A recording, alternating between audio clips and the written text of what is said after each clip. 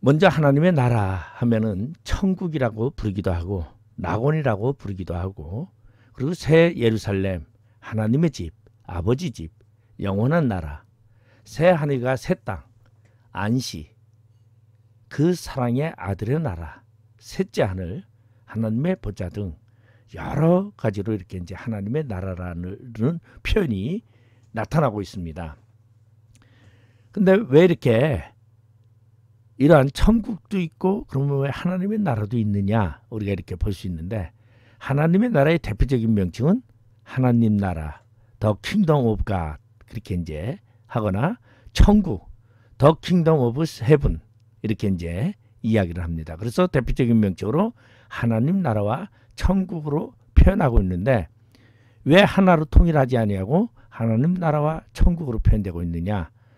이것은 이제 우리가 성경에 보면은, 성경에 이제 신약 성경에 보면은 이 복음서라는 것이 나와요. 사복음서가 나오는데 마태, 마가, 누가, 요한 이렇게 이제 나오는데, 마태복음에서는 천국이라고 표현하고 있고, 그다음에 이제 마가복음이나 누가복음에서는 하나님 나라라고 표현되고 있습니다.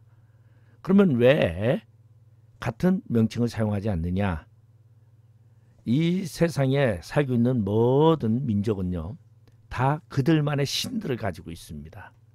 그러니까 다시 말해서 우리나라도, 우리 보면은 과거에 우리 조상들도 보면은 신이 있어요. 하늘신, 하늘신이요, 그렇게 이제 얘기를 하죠. 하늘에 계시는 신이다라는. 그리고 또 뭐 바다에 있는 신이요, 땅에 지존하는 신이요, 뭐 이렇게 이제 표현을 하죠.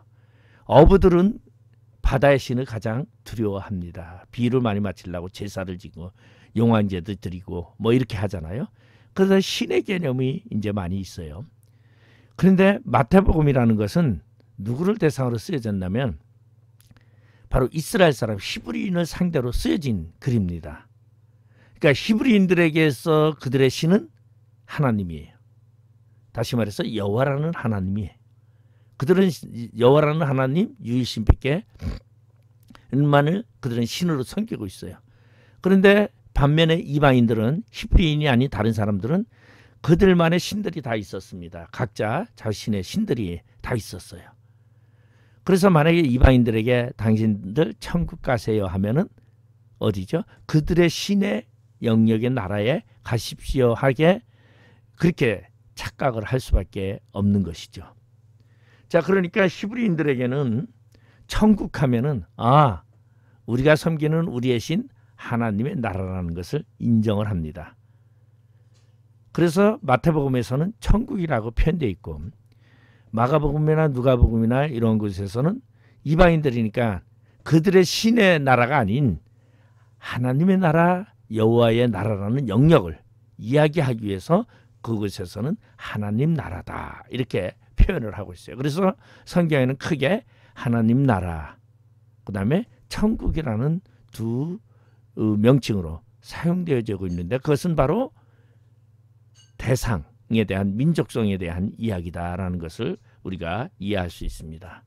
그래서 하나님 나라는, 또는 천국은 앞으로 다가올, 그리고 현재 자라고 있는 미래적이고 현재적인 하나님의 다스림을 뜻한다.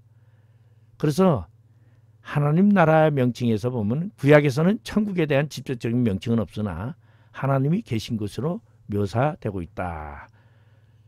그러면 그 하나님의 나라는 어디 있느냐? 이제 정의를 이제 살펴보면은, 하나님의 나라를 가장 간단하게 정의하면은요, 하나님의 은혜로운 다스림의 영역이고, 그리고 이 은혜를 믿고 순종하는 백성으로 이루어지는 나라라고 할 수 있다. 이렇게 이제 표현하고 있습니다. 다시 말해서 하나님의 나라는 장소의 개념보다는 다스림의 영역이다라는 얘기를 말해주고 있는 것입니다. 그래서 현재도 다스리시고 미래도 다스리시는, 그래서 하나님의 나라는 아까 현재와 미래의 모든 것을 포함한다라고 이야기를 하고 있습니다. 우리 성경의 역대상 29장 11절에 보면 여호와여 위대하신가 권능과 영광과 승리와 위엄이 다 주께 속하였사오니 천지에 있는 것이 다 주의 것이로소이다. 여호와여 주권도 주께 속하였사오니 주는 높으사 만물의 머리이심이니이다. 바로 이 말은 하나님의 나라는 현재와 내세를 다 포괄하는 우주적이고 보편적인 나라이며 영원한 나라이다라는 것을 지금 이야기해 주는 것입니다. 그래서 다스림에 대해서 통치 영역에 대해서 하나님의 나라를 정의를 하고 있다. 장소 개념보다는 이제 그렇게 표현하고 있는데 우리 많은 사람들은 그렇게 이야기를 하죠. 하나님의 나라 하면은 죽어가지고 이 세상을 떠나야 들어갈 수 있는 내세의 나라라고만 생각하죠. 그래서 우리 보편적으로 장례식에 가면은 장례식에 이제 떠나보낼 때 사랑하는 사람 떠나볼 때 우리 천국 가서 만나보자. 천국 가서 만나보자 이렇게 이제 이야기를 합니다. 그런 장소적인 개념이 아주 없는 것은 아니지만 그 장소적인 개념보다 다스림의 영역이 더 하나님의 나라의 정의가 더 크다라는 그러한 이야기를 지금 하고 있는 이야기입니다. 자, 그러면은 하나님의 나라의 보편성에 대해서 우리가 한번 살펴보는데 하나님의 나라는 뭐냐면은 장소적 개념보다 다스림의 영역, 통치의 개념을 더 이야기하고 있다고 얘기를 했어요. 그러면 우리가 모든 국가, 어느 나라든 국가의 개념이 있습니다. 그러면 국가의 개념은 국가라는 것은 3대 요소가 있어야 됩니다. 그것이 뭡니까?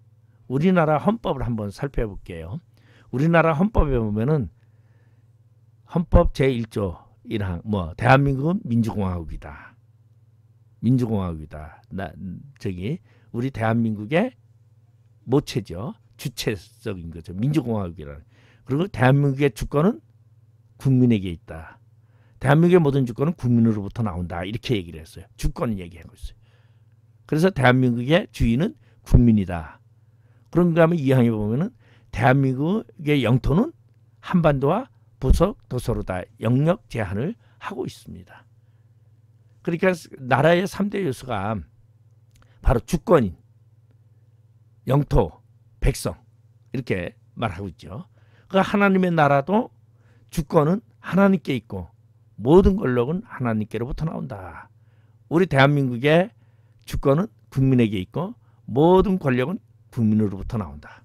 이렇게 돼 있죠. 그런 것처럼 하나님의 나라의 주권은 하나님께 있고 모든 권력은 하나님께로부터 나온다. 그러므로 하나님의 나라는 하나님의 주권이 임하고 그의 통치가 실현되는 영역이라고 정의하면 됩니다. 그래서 이 하나님의 영역이라는 것은 다시 말해서 장소성을 우리가 가지고 있는 것보다는 통치 영역권을 더 가지고 있는 것이에요. 그래서 이제 쉽게 얘기하면은 하나님의 통치권은요, 공간적, 시간적인 것을 모두 다 제한하고 있습니다. 이 말은 다시 말해서 하나님의 영역이 미치지 않는 것이 없다라는 것을 말해주고 있죠. 쉽게 말하면 하나님의 나라는 하나님이 복되고 은혜로운 다스림을 하는 것이 하나님의 나라고, 그럼 지역도 하나님의 통치권이라는 것이에요. 그래서 지역도 하나님의 진노와 심판이 심판으로 다스리는 것이 지역이라고 말합니다. 그러니까 하나님이 진노하시고 심판하는 것이 곧 지옥이고, 하나님이 복되고 은혜를 주는 것이 곧 하나님의 나라 천국이다. 그렇게 말하고 있는 것입니다. 자, 하나님의 나라는 장소성을 가지고 있지만 어느 한 곳에 고정되거나 제한되어 있는 나라가 아니다. 우리 주기도문을 보면은 이 기독교인들이 주기도문을 이렇게 이제 하는 이유가 예수님께서 이 땅에 계실 때에 어떻게 기도합니까 하니까 이렇게 기도해라. 하늘에 계신 우리 아버지여 이름이 거룩히 여김을 받으시오며 하면서 예수님께서 이 주기도문을 가르쳐 주셨어요. 근데 그 주기도문에 뭐가 나면 나라가 임하시오며, 이건 이제 하나님의 나라가 임하시오며, 나라가 임한다라는 게 뭡니까? 하나님의 나라가 이 땅에 임한다라는 뜻이잖아요. 그러니까 하나님의 나라라는 것은 장소성을 가지고 있지만 한 곳에 고정되어 있는 것이 아니라, 제한되어 있는 것이 아니라 하나님의 나라가 이 땅에서도 이루어질 수 있다는 거죠. 임하시오며 뜻이 하늘에서 이루어진 것 같이 땅에서도 이루어지이다. 우리 하나님을 믿는 기독교인이 이제 그 기도를 합니다. 힘들고 어려움이 생겨가지고 하나님께 이제 나가서 기도합니다. 하나님. 근데 기도하는 이유가 왜 기도를 합니까? 하나님의 주권과 권력을 믿고 있기 때문에. 그것을 믿는 사람이 바로 하나님의 백성이라는 것이에요. 그래서 하나님의 나라는 무엇을 갖는다? 보편성을 갖는다는 거예요. 그래서 누가복음 17장 21절에 보면 하나님의 나라는 너희 안에 있느니라, 이렇게 이제 이야기를 하죠. 그러면 너희 안에 있다라는 것은 뭐예요? 하나님의 다스림이, 하나님의 통치권이, 하나님이 내 안에서 계신다라는 것을 말해주는 것입니다. 그러니까 하나님이 나를 주관하고 나의 주권자가 되고 나의 통치자가 될 때 나는 벌써 내 안에 하나님의 나라가 내 안에 벌써 임했다라는 것이에요. 그러면은 지금 내가 살고 있는 이 나라가 너무 힘들어요. 내가 살고 있는 환경이 너무 힘들어요. 그래서 너무 힘든데 하나님께 기도를 합니다. 하나님이요, 내가 지금 너무 힘듭니다. 하나님께서 이 문제를 해결해 주세요. 왜? 하나님이 주권을, 모든 통치 영역권을 가지고 있기 때문에. 그래서 내 안에 평안이 오고 내 문제가 해결되면 내가 하나님의 백성임이 입증되는 것이고, 그리고 하나님이 나를 통치하는 것을 볼 수 있는 것입니다. 그래서 하나님의 나라는 보편성이다. 어느 고정된 개념이 아니라 현재와 미래에 다 포함되고 있는 그러한 영향력을 가지고 있는 것이, 다시 말해서 하나님의 나라다. 자, 그러면 하나님 나라의 속성을 우리가 한번 살펴보도록 합니다.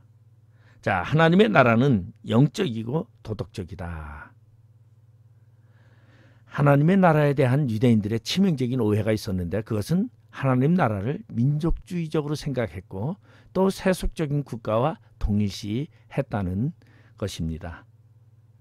왜냐하면 하나님의 나라는 지금 이제 구약 시대에 보면은 하나님께서는 이스라엘을 내 백성이라 그렇게 말했어요. 그래서 그들은, 이스라엘 백성들은, 히브리인들은 하나님이 통치하사 모든 세계의 모든 나라를 다 통치하고 우리 민족을 세워주시고 우리 민족으로 나라 모든 세계를 다스리게 해주실 것이다. 그런 민족적인 개념이 굉장히 같죠. 그래서 그들은 선민사상이라고 말하고 있어요. 그래서 그들만의 특별한 그런 하나님의 은총을 받았다고 생각하면서 민족주의적인 사고가 굉장히 강했습니다. 근데 이 이스라엘이라는 나라가 말 그대로 디아스포라라고 이제 그러잖아요. 흩어진 나라. 예, 이스라엘 나라를 역사를 보면은 우리 주전 BC 586년에 바벨론에 멸망을 합니다. 그래서 이제 사실은 이 바벨론이라는 나라가 주전 625년에 나부플라사르라는 사람이 나라를 세우고서는 아수르를 침공을 하게 되는데, 그래서 주전 612년에 침공을 해서 결국은 아수르가 도망을 가게 되고 하란이라는 곳에 조그만 곳의 영역에 있고 아수르가 모두 바벨론이 통치하게 됩니다. 그리고서는 이제 609년에 이제 애굽에게 도움을 아수르가 요청을 하다 보니까 이 애굽에서 이제 군대를 이끌고 올라오는데 이 이스라엘의 요시아라는 왕이 그걸 막습니다. 그래서 요시아가 이제 전쟁터에서 죽게 되는데, 이거는 무기토 전쟁이라고 이제 그렇게 이야기를 합니다. 그리고 605년에 이 바벨론이 쳐들어와서 이스라엘 백성들을 포로로 잡아가는 사건이 있습니다. 그것이 이제 609년. 그리고 주전 597년에 이제 두 번째 잡아갔는데 여호야긴이라는 왕과 그 많은 왕족들과 귀족들을 잡아가고, 그리고 이제 세 번째 다시 내려왔을 때는 누가 바로 이스라엘이라는 나라가 멸망한 나라예요. 주전 586년에. 그러고서는 모든 백성들이 다 끌려갑니다. 어디로? 바벨론으로 끌려가서 유브라테스 강가에서 그들이 장막을 치고 거기에 살면서 제방 뚝공사를 하는 거죠.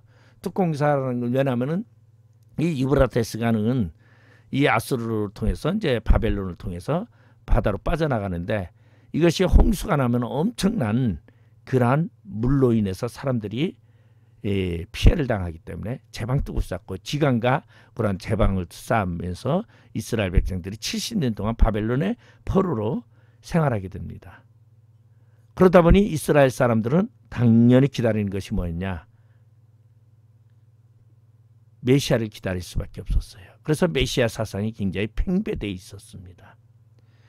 그런데 주전 134년에 이제 어떤 일이 일어나냐면 바로 마따디아라는 사람이 마카비 혁명이라는 혁명을 일으키면서 그의 다섯 아들을 데리고, 그리고서 그 당시에 그들을 통치하고 있던 시리아의 셀루커스 왕조와 대항해서 싸우는, 그리고 그들이 잠시 독립을 하게 됩니다.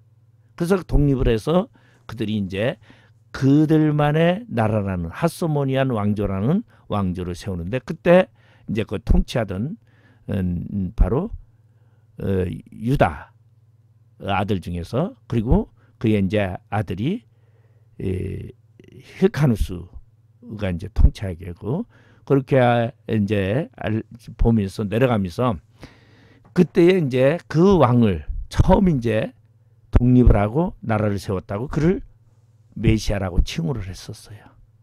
그런가 하면 주 130년경에도 바코바라는 사람을 통해서 로마의 독립을 하고자 해서 메시아라. 그래서 그들은 하나님의 나라가 민족주의적인 것이고 이 땅에서 이루어지는 세속적인 국가와 동일하게 생각했다. 그런데 하나님의 나라라는 말은 예수님이 처음 사용한 말이 아니고, 이것은 아브라함에게도 다윗에게도 주신 하나님의 언약이고, 그리고 하나님을 믿는 자들에게 주신 계시여 비전이다. 그래서 우리 여기 이제 그러다 보니까 이스라엘 사람들이 가장 그들이 자랑스러워하고 그들이 가장 아주 자신의 조상에서 훌륭하게 생각하시는 분이 다윗 왕이죠.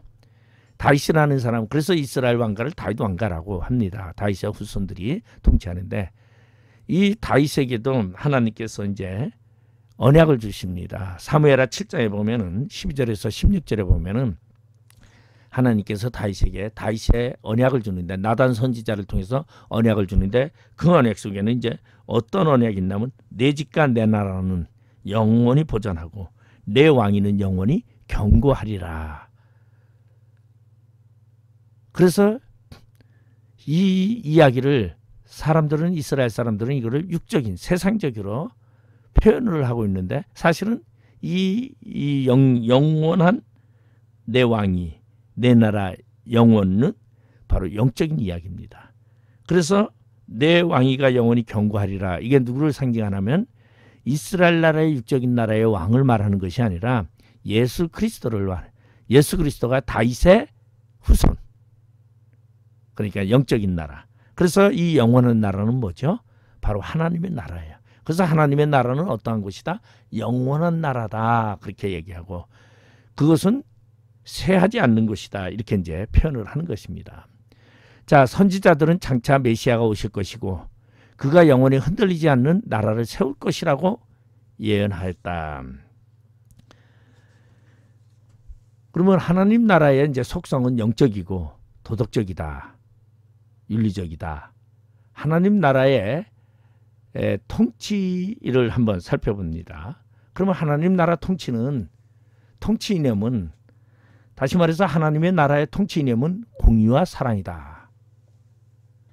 그러니까 공의, 의를 말하고 있고 우리 사랑이라는 것은 은혜를 말하고 있습니다. 보편적으로. 그래서 하나님은 두 가지로 다스린다. 공의로 다스리시며 사랑으로 다스리신다. 그래서 공의는 뭐냐면 의를 말하고 있어요. 의를. 그러니까 의의 표현을 이제 이야기하고 있는데 의라는 것은 너가 의인이냐 아니냐를 말하는 거죠. 의인이 아닌 사람은 하나님 나라에 들어갈 수가 없고 의인인 사람은 하나님 나라에 들어갈 수 있어요. 근데 의인은 내가 노력해서 얻는 게 아니다라는 것을 말해주고 있어요. 그래서 보편적으로 이제 성경에 하나님이 의라 칭하시는 이야기가 이렇게 종종 나오죠. 아브라함에게도 그렇게 표현하고 그리고 노아에게도 의인이라 칭했고 그러니까 하나님이 통치 개념은 의다. 그래서 의와 사랑으로 다스리는 나라가 하나님 나라요. 어디서든지 의와 사랑이 나타나고 의와 사랑이 온전케 될 때 그곳에 하나님의 나라가 임하는 것이다. 그래서 시편 89편 14절에 보면은 공의와 정의가 주의 보좌의 기초라. 인자함과 진실함이 주 앞에 있나이다. 그래서 하나님은 공의와 정의로 다스리는 나라다. 하나님은 의의 하나님이시고 사랑의 하나님이시다. 하나님께서는 사람을 만드실 때도 당신의 형상대로 창조하셨는데 그 형상의 중요한 내용이 바로 의와 사랑이다. 그래서 미가서 6장 8절에 보면 사람아 주께서 선한 것이 무엇임을 내게 보이셨나니 여호와께서 내게 구하시는 것은 오직 정의를 행하며 인자를 사랑하며 겸손하게 내 하나님과 함께 행하는 것이 아니냐. 그래서 통치 이념은 의와 사랑이다. 자, 그 다음에 그러면 의는 무엇이라는 거죠? 성경에는 의 혹은 공의란 말이 수없이 나옵니다. 그래서 의를 크게 세 가지로 말하고 있습니다. 그래서 하나님의 나라의 의는 이제 세 가지인데 첫째는 법적인 내용이다. 이 법적인 내용 것은 뭐냐면 법원에서 선포하는 얘기를 말하고 있어요. 이 사람은 죄인이다. 이 사람은 의인이다. 이러한 법적인 내용. 그래서 법정에서 사용되는 용어를 말하고 있는데 판사가 말 그대로 이제 시비를 가려서 죄와 이제 죄가 협점이 없음을 말할 때 사용하는데 이 사람은 죄인이다 하면 죄인이고 이 사람은 의인이다 하면은 의인이 되는 것이죠. 법적인 내용이고 두 번째는 윤리적인 내용이다. 그래서 이 말은 도덕적으로 정직함과 진실함을 표현할 때도 이 말이 사용됐다. 그래서 에베소서 5장 9절에 보면은 뭐라 그랬어요? 빛의 열매는 모든 착함과 의로움과 진실함에 있느니라. 그런가 하면은 에베소서 4장 22절에서 24절에 보면은 너희는 유혹의 욕심을 따라 썩어져가는 구습을 따르는 옛사람을 벗어버리고 오직 너희의 심령이 새롭게 되어 하나님을 따라 의와 진리의 거룩함으로 지으심을 받은 새 사람을 입으라. 그 다음에 이제 세 번째로는 종교적인 내용이다. 우리 구약에서는 하나님을 믿고 공경하며 그의 계명을 지키는 자들을 가리켜서 의로운 자라 그렇게 말했습니다. 그런데 이제 우리 보면은 쉽게 얘기하면 이제 경건한 신앙인들을 가리켜서 의인이라고 말하고 있죠. 근데 구약에 보면 노아와 아브라함을 의인이라고 불렀어요. 아브라함이 소돔 고모라를 위해서 기도할 때에 하나님 뭐라면 의인 10명만 있어도 내가 소돔성을 멸하지 않겠다 그랬어요. 그러면 여기서 의인은 뭐예요? 착한 사람을 말하는 게 아니라 하나님을 섬기고 공경하는 사람을 가리키는 거예요. 우리 그러면은 하나님이 아브라함을 의인이라고 불렀는데 그럼 왜 의인이라고 불렀느냐? 창세기 15장 6절에 보면 아브라함이 여호와를 믿으니 여호와께서 이를 그의 의로 여기셨다 이렇게 돼 있어요. 그러니까 의인은 뭐다? 하나님을 믿는 사람이에요. 하나님을 경외하는 사람을 의인이라고 말하는 거예요. 죄인은요. 하나님을 경외하지 아니하는 자를 죄인이라고 말해요. 그러면 신약에서는 무엇을 말하고 있느냐? 신약에서는 의인은요. 예수 그리스도를 믿는 것입니다. 왜냐하면 예수 그리스도가 우리 죄를 위하여 십자가에 달려서 우리 죄를 다 사하신 것을 믿는 것, 죄 없으심을 믿는 것, 이것이 바로 의인이다, 의라고 그렇게 표현하고 있습니다. 자, 그러면 하나님 나라를 우리는 구해야 되겠죠. 하나님의 나라가 아무리 그래도 그냥 가만히 있는 것이 아니라 구해야 되는데, 하나님과 이웃과의 관계에서 우리의 삶이 의를 찾으라는 것입니다. 이 말은 다시 말해서 우리의 삶이 모든 영역에서 의가 실현되도록 의로운 삶을 추구해야 된다. 자, 그 다음에 그리스도의 십자가의 성량을 믿는 믿음으로 얻는 하나님의 나라의 의다. 그래서 그리스도의 성량으로 말미암아 얻는 의를 갖지 못한다면 법적 도덕적 의란 뿌리 없는 나무와 같아서 곧 시들고 말 것이다. 그러니까 법적 도덕적 의라는 것은 이제 뭐냐 하면은 우리가 말하면 법적은 뭐죠? 윤리적, 헌법적, 율법적 이렇게 말하고, 도덕적은요 사회적을 말하고 있어요. 사회 구성원에 도움이 되는 것을 의라고 표현하고, 사회적 구성원에 해가 되는 것을 악이라고 표현하고 있거든요. 그런데 이 성경에서 말하는 의는 하나님의 의를 말하고 있어요. 세상의 의를 말하고 있지 않다라는 것을 말해주고 있습니다. 자, 그러면은 이제 세 번째, 하나님 나라의 현재와 미래. 우리 하나님 나라의 현재와 미래를 보면은 많은 사람들이 하나님 나라는 죽은 후에 가는 나라라 그렇게 이제 생각하는데, 그렇지 않다. 처음부터 하나님의 나라는 어떠한 나라다? 현재성과 미래성을 동시에 갖는 그러한 나라다. 그래서 신학자들은 하나님의 나라가 이미 임하였으나 아직 임하지 아니했다고 말한다. 성경에서는 하나님 나라의 양면성을 보여주는 말씀들이 많다. 이 말은 쉽게 제가 설명을 한다면, 아마 여러분이 아파트를 짓고 있다고 생각해 보세요. 그러면 아파트를 짓는데 아파트 짓는 중간에 분양을 합니다. 그러면 아파트를 샀어요. 내가 몇 동 몇 호에 들어간다고 봐서 다 결정이 됐죠. 근데 거기 들어갈 수 있습니까? 그 뭐 101동 705호는 내 거다. 내 거지만은 아직 내가 들어가 살 수 없어요. 아직. 그러니까 이미 내 것이지만 아직은 들어가 살 수 없는 거죠. 그것처럼 하나님의 나라는 이미 이 세상에서 우리에게 임하였지만 아직은 들어가지 못한다는 건 뭐냐면 현재성과 미래성이죠. 그래서 미래를, 현재의 결정권과 미래의 영역권을 지금 말해주고 있는 것입니다. 자, 그러면은 미래에 완성될 하나님의 나라다. 하나님의 나라는. 그래서 하나님의 언약을 우리가 이제 살펴보면은 신구약 성경에는 미래에 도래할 하나님의 나라에 대한 약속과 예언들이 많다. 하나님은 다윗에게 내 직과 내 나라가 내 앞에서 영원히 보존되고 내 왕위가 영원히 견고하리라고 약속하셨습니다. 그리고 이 언약은 당시 이스라엘 나라 다윗 왕조에게만 해당되는 말씀이 아니라 그 나라는 바벨론에 멸망당했습니다. 그렇지만 이 언약은 장차 다윗의 자손인 메시아가 오실 것을 말하며 그분에 의해서 세워지는 영원한 나라의 약속의 말씀이다라는 것을 우리가 생각해 볼 수 있습니다.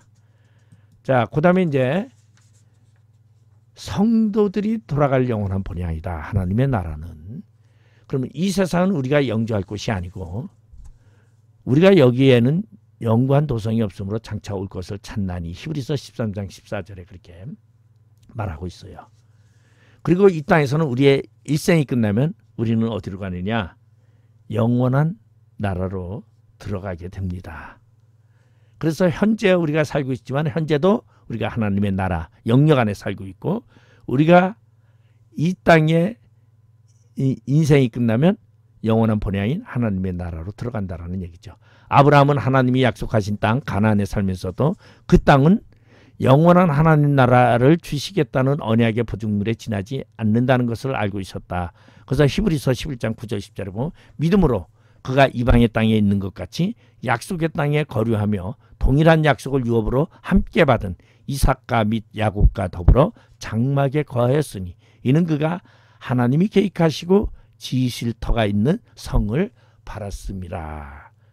그러니까 하나님의 나라는 영원한 미래에 완성될 나라라. 그 얘기를 합니다.